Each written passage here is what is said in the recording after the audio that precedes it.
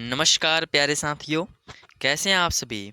आशा करता हूँ आप सभी बहुत अच्छे होंगे, स्वस्थ होंगे और मन लगा कर के आप अपनी बिहार बोर्ड की परीक्षा की तैयारी काफ़ी अच्छी तरीके से कर रहे होंगे। साथियों, आज हम लोग Bihar board class 12th biology यानी कि जीव विज्ञान के कुछ ऐसे महत्वपूर्ण प्रश्नों की चर्चा करने जा रहे हैं, जो कि आपकी बिहार बोर्ड की परीक्षा के लिए काफ़ी महत्वपूर्ण है। साथियों, जैसा कि आप सभी बहुत ही अच्छी तरीके से जानते होंगे कि हम लगभग प्रति विषय का प्रत्येक दिन 5-5 प्रश्नों की चर्चा करते हैं, जो कि आपकी परीक्षा जो फरवरी 2025 में होने वाली है, उसके लिए काफ़ी महत्वपूर्ण है। तो आप चैनल पे पहली बार आए हों, तो इस चैनल को अवश्य सब्सक्राइब कर लें और वीडियो में आप शुरू से लेकर के अंत तक अवश्य बने रहें। देखिए, आज का प्रश्न है, निम्नांकित को परिभाषित करें तथा प्रत्येक का एक उदाहरण दें। निम्नांकित को परिभाषित करें तथा प्रत्येक का एक उदाहरण दें। पहला है आभासी फल, दूसरा वास्तविक फल, तीसरा अनिषेक जनित फल या अनिषेचित जनित फल और चौथा है बहुभ्रूणता।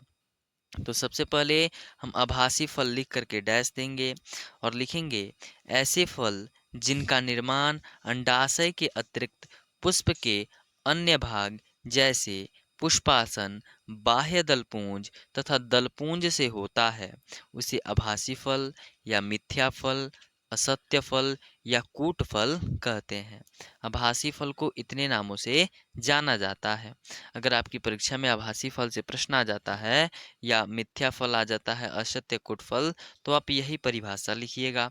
और इसके एग्जाम्पल में आप लोग क्या लिखिएगा? एग्जाम्पल में लिखिएगा सेव जो होता है आभासी फल है, स्ट्रॉबेरी, बैगन जितने भी होते हैं यह सब कैसे फल हैं? आभासी फल है। चलिए, वास्तविक फल किसे कहते हैं? तो ऐसे फल जिनका निर्माण अंडाशय से होता है उसे वास्तविक या सत्य फल कहते हैं, जैसे आम, नींबू, तरबूज इत्यादि। तीसरा है अनिषेक जनित फल और लिखेंगे इसमें कि ऐसा फल जिनका निर्माण बिना निषेचन के होता है उसे अनिषेक जनित फल कहते हैं। यानी कि ऐसा फल जिनका निर्माण बिना ही निषेचन के हो जाए, नर युग्मक मादा युग्मक न मिले, ऐसे ही हो जाए, उसे अनिषेक जनित फल या निषेचित फल कहते हैं। जैसे केला हो गया बीज रहित अंगूर, जिसमें बीज नहीं पाता है, लगभग में वह अनिषेक जनित फल ही होता है। ठीक है। और चौथा था बहुभ्रूणता। तो लिखेंगे जब एक ही बीज में एक से अधिक भ्रूण विकसित हो जाते हैं, जब एक ही बीज में एक से अधिक भ्रूण विकसित हो जाते हैं, तो इसे ही हम लोग क्या बोलते हैं? बहुभ्रूणता कहते हैं। अगला प्रश्न है साथियों, काफी महत्वपूर्ण प्रश्न है कि कलिका तथा पत्र प्रकलिका को उपयुक्त उदाहरण सहित परिभाषित करें। कलिका तथा पत्र प्रकलिका को उपयुक्त उदाहरण सहित परिभाषित करें। तो उत्तर लिखेंगे कलिका को लिख करके एक लघुकृत सघन विकासशील प्ररोह को क्या बोलते हैं? कलिका बोलते हैं, कलिका कहते हैं। और पत्र प्रकलिका किसको बोलते हैं? तो कुछ पौधे की कक्षस्थ एवं पुष्प कलिकाएं विशेष छोटे आकार की रचना में रूपांतरित हो जाती है। छोटे आकार के रचना में रूपांतरित हो जाती है, उसे ही हम लोग क्या बोलते हैं? पत्र प्रकलिका कहते हैं, जैसे कि ब्रायोफिलम। अगला प्रश्न है कि बीजांड को परिभाषित करें। बीजांड किसे कहते हैं?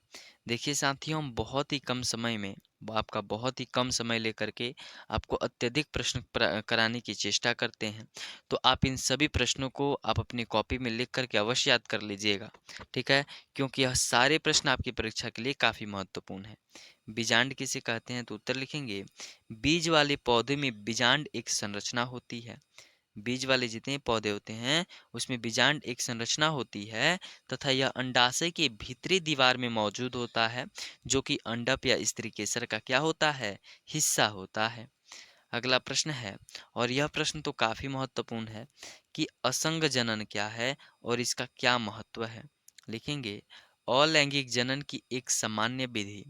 अलैंगिक जनन की एक सामान्य विधि जिसमें नए पौधों का निर्माण युग्मकों के संलयन के बिना ही होता है, असंग जनन कहलाता है। जिसमें नए पौधों का निर्माण युग्मकों के संलयन के बिना ही हो जाए, असंग जनन कहते हैं।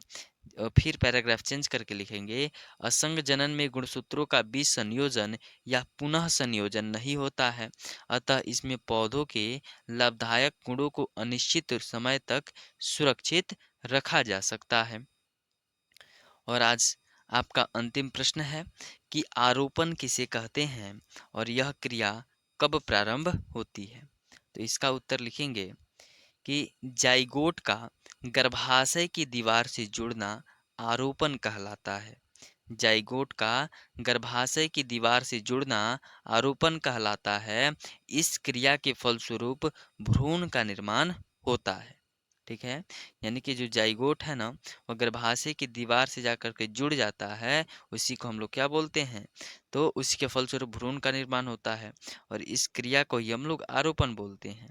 और यह जो क्रिया होती है वह नर युग्मक तथा मादा युग्मक के निषेचन के बाद प्रारंभ होता है। यानी कि नर से नर युग्मक और मादा से मादा युग्मक जब आपस में मिलकर के जाइगोट का निर्माण कर लेते हैं और यह जाइगोट गर्भाशय की दीवार से जुड़ जाता है, तो इसी को हम लोग क्या बोलते हैं, आरोपण बोलते हैं। चलिए, अभी के लिए बस इतना ही, फिर मिलते हैं अगले वीडियो में। बहुत बहुत धन्यवाद।